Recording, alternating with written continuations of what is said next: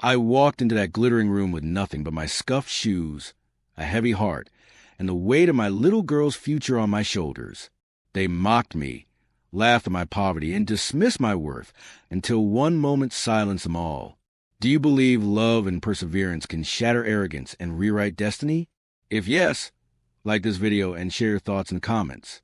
The lobby floor shone so brightly that I could see my reflection in it. Unfortunately, that meant I could also see my shoes, the cracks in the leather, the worn-out tips, the stitching that had given up long ago. I shifted uncomfortably and muttered under my breath, "Don't look down, just keep walking." "Excuse me, sir, can I help you?" the receptionist asked, her voice polite but her eyes flickering to my shoes before darting back up. "Yes." I cleared my throat. I have an interview with Ms. Lang." She blinked in surprise, then forced a smile. "The CEO?" "Yes." My grip tightened on the strap of my bag. "Elevator. Top floor." I nodded, whispering, "Thank you," and hurried forward, every step echoing too loudly against the marble. My throat was dry, my palms damp. "Breathe. It's just an interview. You survived worse." But my mind betrayed me, flashing to my daughter's face.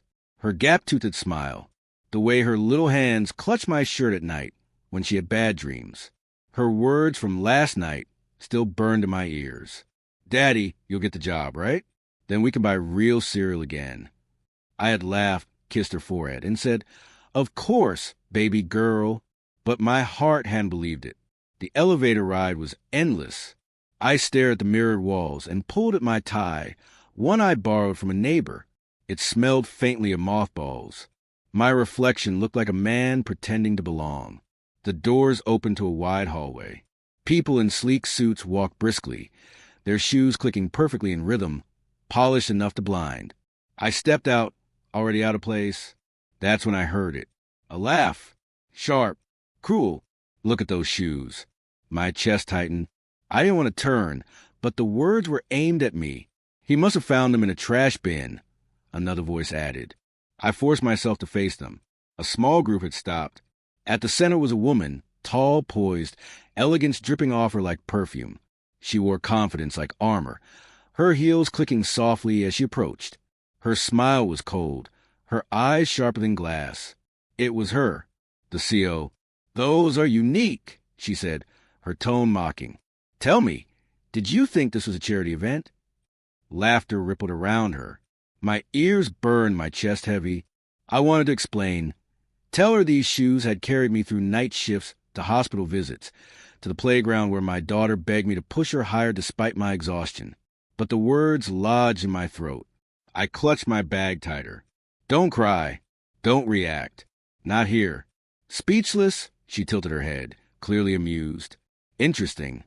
Her eyes flicked once more to my shoes before she turned, her entourage following like shadows. The laughter lingered even after they disappeared down the hall. I stood frozen, heat crawling up my neck. My pride screamed to leave, to run, to protect what little dignity I had left. But then another image replaced the sting, my daughter, sitting at our tiny table, swinging her legs, asking me if we could buy cereal. I whispered, "I can't quit." Not for me, for her. "Sir," the receptionist at the top floor desk called out, "You can wait here. Ms. Lang will see you shortly." I nodded, forcing my legs to move. I sat in the chair, my body heavy, my bag pressed to my chest like a shield. Two men nearby whispered, "Did you see her face?" She actually laughed at him.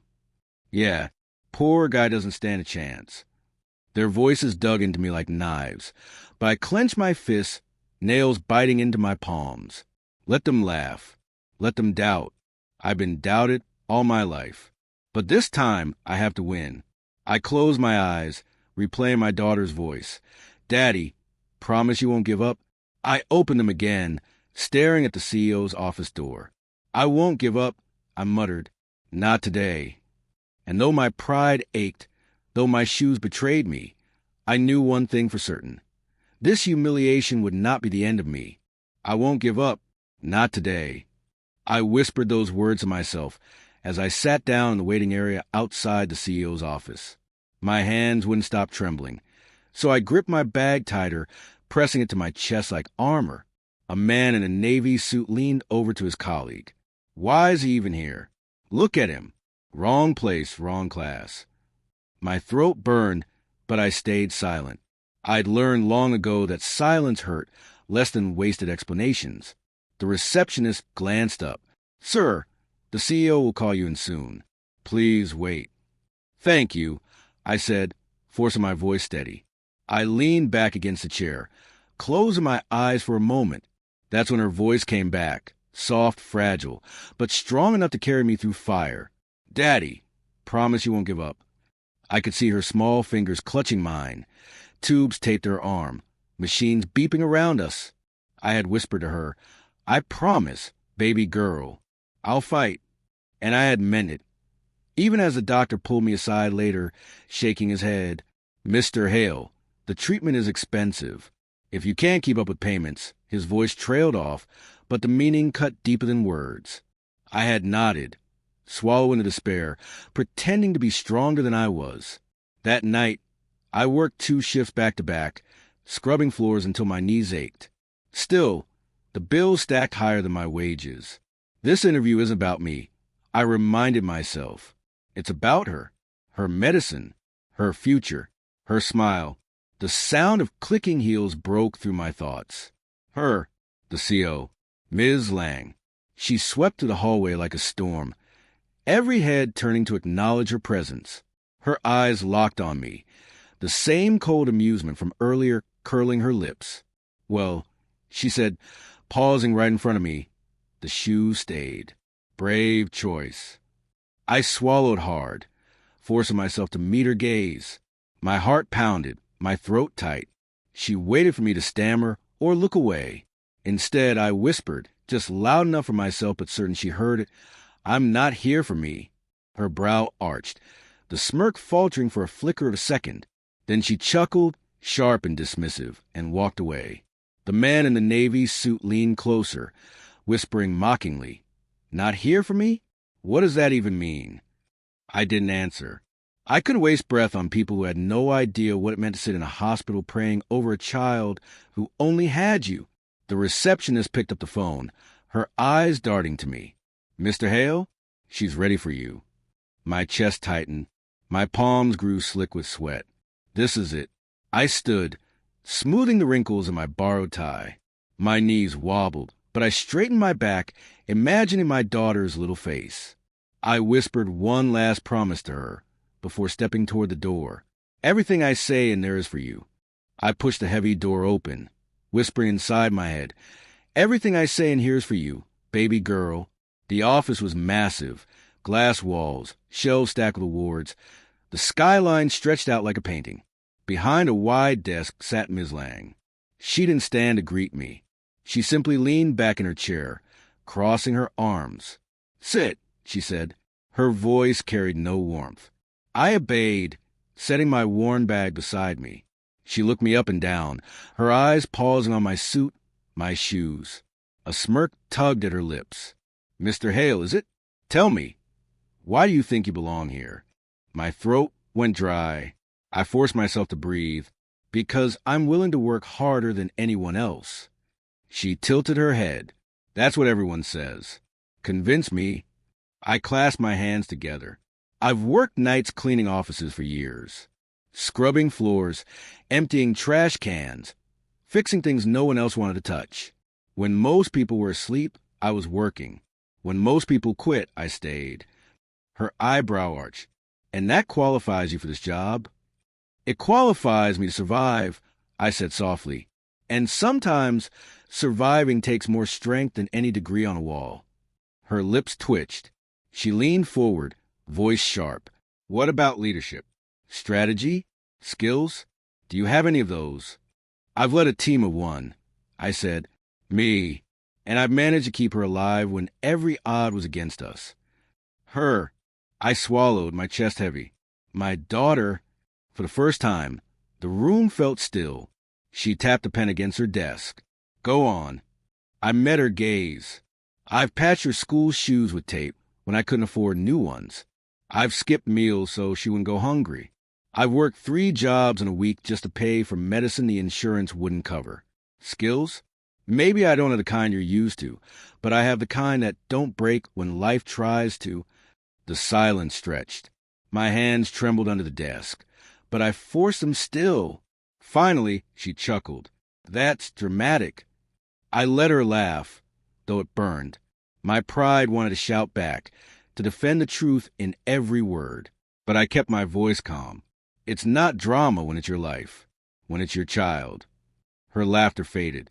Her eyes lingered on me longer than before, studying, searching. For the briefest moment, I thought I saw something flicker, curiosity, maybe even doubt. Then she snapped her folder shut. Thank you, Mr. Hale. We'll be in touch. That's it. My voice slipped before I could stop it. That's it, she said firmly, standing. You can see yourself out. I rose slowly, gripping my bag. My legs felt weak, but I held my head up. For what it's worth, I said quietly. I meant every word. She didn't reply. She just watched me with unreadable eyes. I walked out, the echo of my own footsteps filling the hall. The whispers from earlier employees returned to my ears, but I blocked them out. Did I ruin it? Did honesty make me look weak? My pride wavered, but I reminded myself, I didn't come here to look strong. I came here to fight for her. The elevator doors closed, sealing me inside with my reflection. My suit looked even cheaper under the bright lights, my face tired, my shoes worse than before. I whispered, I hope I didn't fail you, baby girl. The doors opened to the lobby, and I stepped back into the world of polished shoes and perfect suits. My heart sank, heavy with uncertainty. I had no idea if I'd just lost my last chance. The elevator doors had barely shut behind me when the weight of failure pressed against my chest. By the time I reached home, my shoulders ached, not from carrying my bag, but from carrying doubt. Daddy. Her voice cut through the heaviness like sunlight breaking through clouds. My daughter rushed at me the second I opened the door, her little arms wrapping tight around my waist. You're home, she squealed. Did they like you? Did you get the job? Her eyes sparkled with hope, wide and pure. My throat closed. I crouched to meet her gaze, brushing a stray curl from her forehead. Yes, baby girl, I whispered, forcing a smile. They liked me. Really? She bounced on her toes. Does that mean we can buy real cereal again? The one with the tiger on the box. Her excitement stabbed straight into me. I nodded. Yes, soon. She cheered, twirling across the small living room, her laughter filling every corner of our worn apartment. I wanted to freeze that moment, to hold it forever, untouched by truth. I walked to the fridge while she danced. The door creaked as I opened it.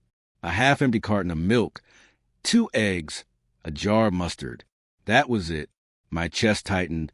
How many dinners can I stretch out of nothing? Daddy, spin me, she called.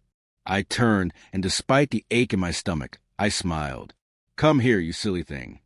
She jumped into my arms, and I spun her around until we both collapsed onto the couch, laughing. Careful, I said between breaths. You'll make me dizzy. You're already dizzy, she giggled. You work too much. I kissed her cheek. And I'll keep working as long as it means you're happy. She grew quiet for a moment, lay her head on my chest. Daddy? Yes, baby? You won't ever leave me, right? The question pierced me deeper than any bill collector's call ever could. I tightened my hold around her. Never. You're stuck with me forever. Her tiny hand squeezed my shirt. Good, 'cause I only need you. Tears burned behind my eyes. I blinked them away, burying my face in her hair, so she wouldn't see. She deserves so much more than this. But she thinks I'm enough. I can't let her down. Later, after she drifted off to sleep, I sat at the table, staring at the stack of envelopes. Rent past due, hospital bill reminders, a final notice from a utility company. I rubbed my temples, whispering, I'll fight until my last breath. I swear it. The phone rang suddenly. Startling me, I snatched it up before it woke her. Mr. Hale? A woman's voice asked. Yes. My heart hammered. This is from Lang Industries. Ms. Lang would like you to return tomorrow. Are you available? For a moment, I couldn't breathe. My mouth moved before my mind caught up. Yes, yes, I'll be there. As I hung up, my hands shook. The bill still sat on the table. The fridge was still nearly empty. But in my chest, something flickered. Hope. I looked over at my daughter sleeping peacefully, her hand clutching her worn stuffed bunny. For you? I whispered. Always for you. The phone call still rang in my ears the next morning as I walked back into Lang Industries. My palms were sweaty, but my steps were steady. This is it. Don't mess this up. Ms. Lang's voice sliced through the lobby before I even saw her. Mr. Hale. I turned. She stood there, impeccable suit, arms crossed, eyes sharp as glass. You wanted a chance, she said. Here it is. No promises. You prove yourself tonight, or you don't come back tomorrow. I nodded. What do you need me to do? Her lips curled, almost amused. Clean the entire north wing by sunrise. Floors, windows, storage.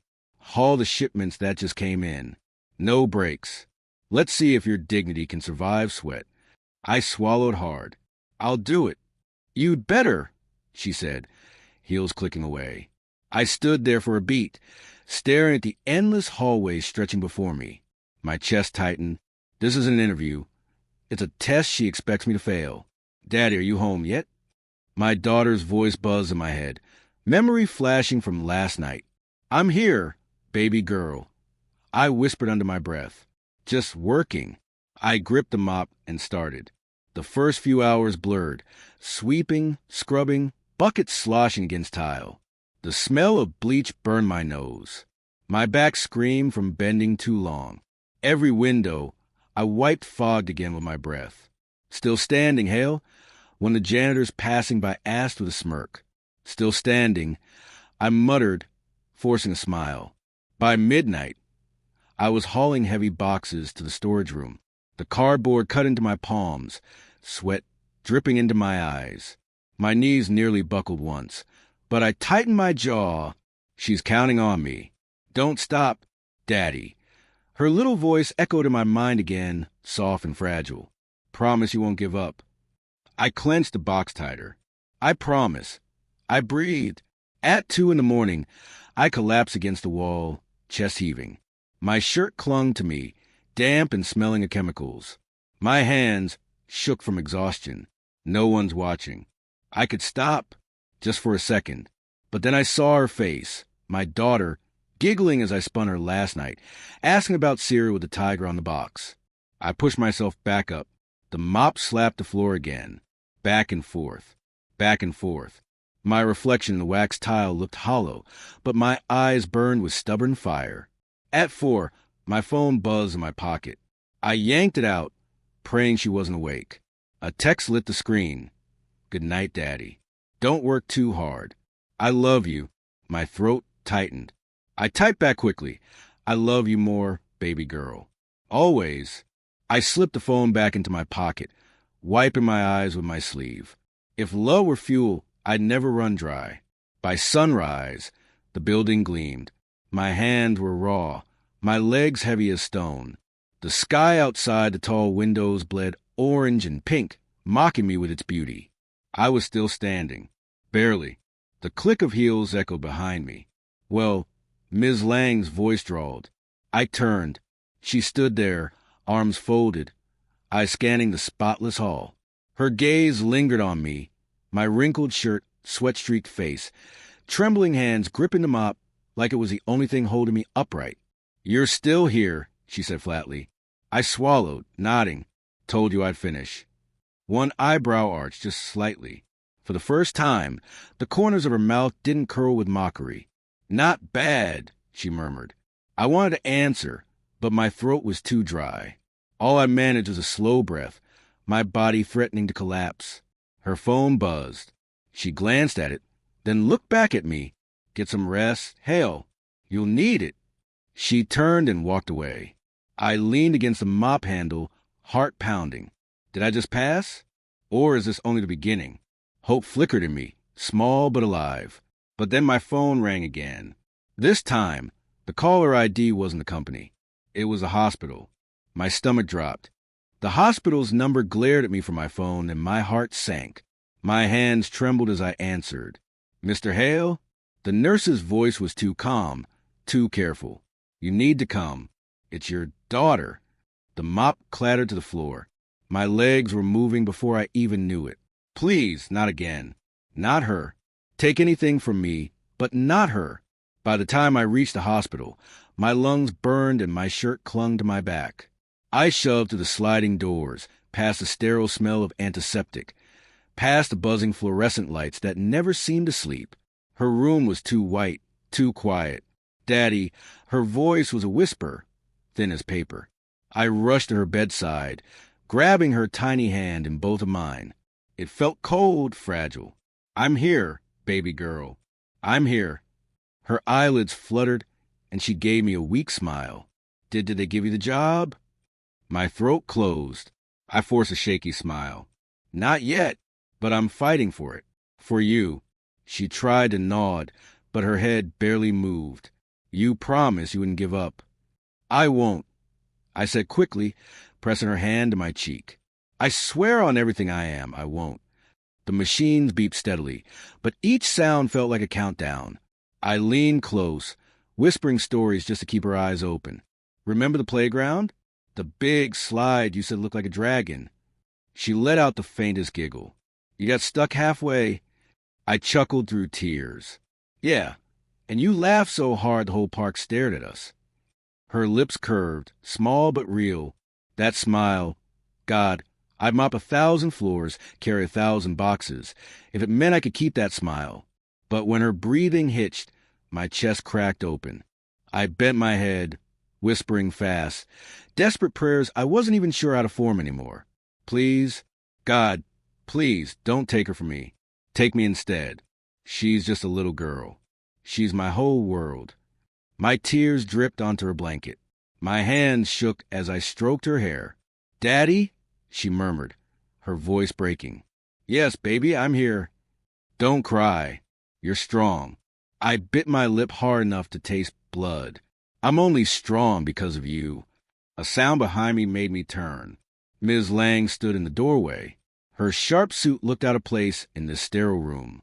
Her eyes, usually laced with cold amusement, were fixed on me, on my crumpled posture, my tear-stained face, my little girl's frail body lying under tubes and wires. I couldn't even bring myself to speak. I just stared, broken, my hand still clutching my daughter's.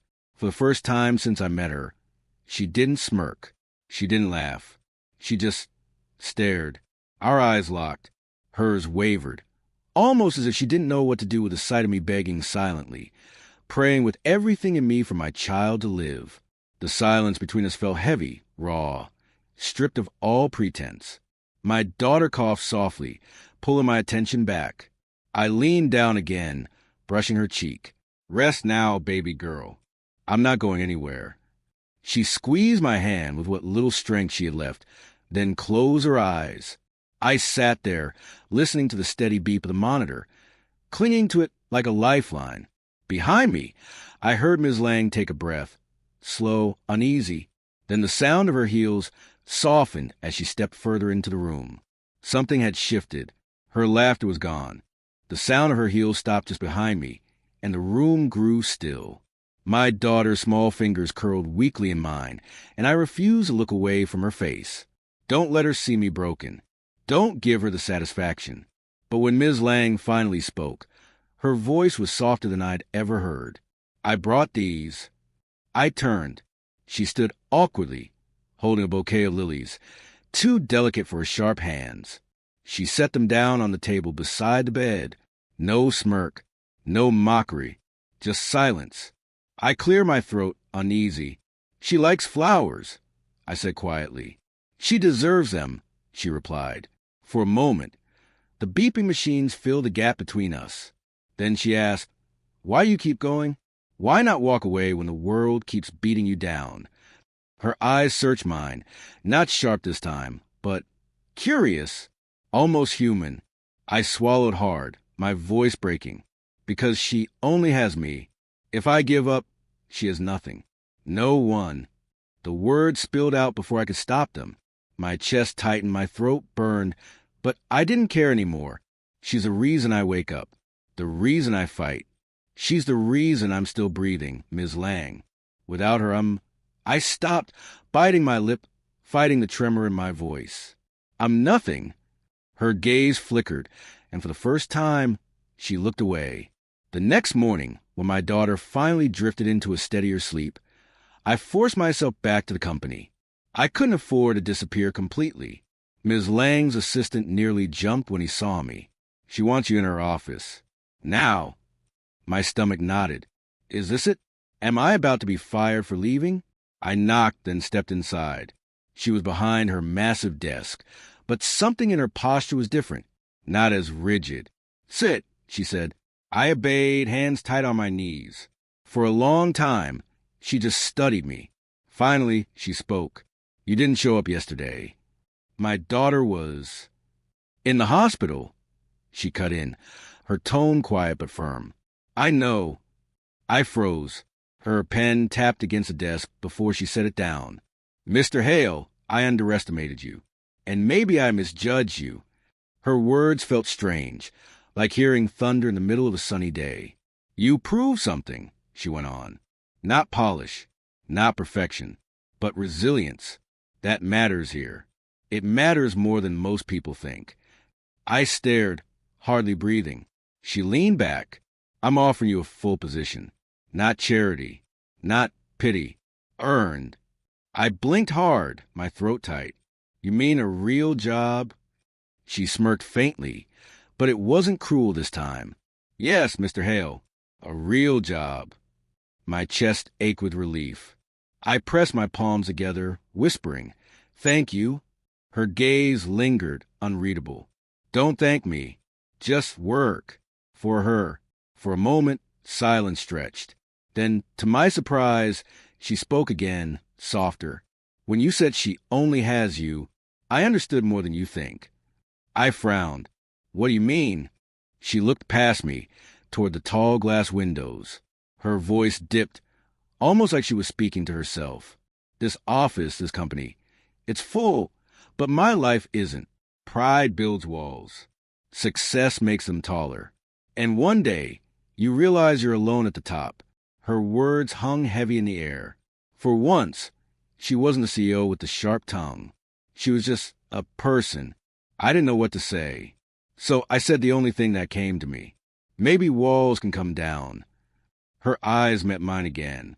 Something flickered there, uncertainty, maybe even hope, but she masked it quickly. You should get back to your daughter, she said briskly. We'll handle paperwork tomorrow. I nodded, standing slowly. Thank you, not just for the job. She didn't answer, but as I walked out, I swore her eyes lingered longer than they needed to. Outside her office, I leaned against the wall, exhaling hard. Did that really just happen? Did the woman who laughed at my shoes just hand me a chance at dignity? My phone buzzed. A picture message lit the screen. My daughter, smiling weakly from her hospital bed, a nurse snapping the photo. Beneath it, the text, I'm getting better, Daddy. Tears blurred my vision. For the first time in a long time, hope didn't feel like a cruel joke. And deep down, I knew something had shifted. Not just for me, but for her too. My phone still showed the picture of my daughter, smiling in her hospital gown. That image carried me through sleepless nights, through long shifts, through the weight of every doubt. Weeks later, her hand was in mine as we walked back into Lang Industries. Her fingers curled around mine, warm, alive, strong. She's getting better. She's still here. I glanced down at my shoes. Still scuffed. Still patched with glue at the sole. But this time, I didn't feel shame. Those shoes had carried me through fire, and they carried her laughter too. Daddy, she whispered, tugging my hand, is this where the mean lady works? I nearly choked on a laugh. Yeah, baby, but maybe she's not so mean anymore. When we stepped into the lobby, heads turned, employees whispered, eyes flicking to my shoes, then to the little girl in her polka dot dress. Ms. Lang was waiting at the far end of the hall. No smirk, No mocking glance. Just a faint, almost shy smile. "Mr. Hale," she said. Her voice softened and I remembered. Her eyes shifted to my daughter. And this must be the young lady I've heard so much about. My daughter blinked up at her, then hid her face against my arm. "She's shy," I explained, rubbing her back. "But she's brave. Braver than me most days." For a flicker of a moment, Ms. Lang's expression cracked. Something warm flickering beneath her polished exterior. She turned to the gathered staff. Her voice carried through the hall. But it wasn't cold this time. "Everyone, I'd like you to meet someone important. Not just an employee, but the man who showed us what true strength looks like." I froze. Did I hear her right? Murmurs spread through the crowd. Ms. Lang went on, her eyes never leaving mine. "Strength isn't about titles or wealth. It's about love. It's about refusing to give up when life tries to break you." Mr. Hale reminded me and all of us that dignity can't be measured by shoes or suits. My chest tightened. I looked down at my scuffed shoes, then at my daughter's bright eyes staring up at me, wide with pride. "Daddy," she whispered, "she's talking about you." I swallowed hard, blinking fast. "I know, baby girl." Ms. Lang stepped closer, lowering her voice so only I could hear. "You walked in here with nothing but determination, and you changed more than this company. You changed me." Her words hit me harder than any insult ever had. I managed a rough whisper. "I didn't change anyone. I just held on to her." I nodded at my daughter. "And that," she said, her lips softening into something almost like a smile, "is why people will never forget you here." My daughter tugged my sleeve. "Daddy, can we go now? You promised pancakes after this." I laughed through the lump in my throat. "Yes, sweetheart, pancakes are waiting." As we turned to leave, I glanced back one last time. Ms. Lang stood watching us, her posture softer, her eyes unreadable but no longer distant. She didn't see a poor man anymore. She saw a father who refused a break. Walking out of that office, hand in hand with my daughter, I felt my chest swell, not with pride for myself, but with hope for her future. Every step in those old shoes echoed the same truth. Love carried us here. Love would carry us further still.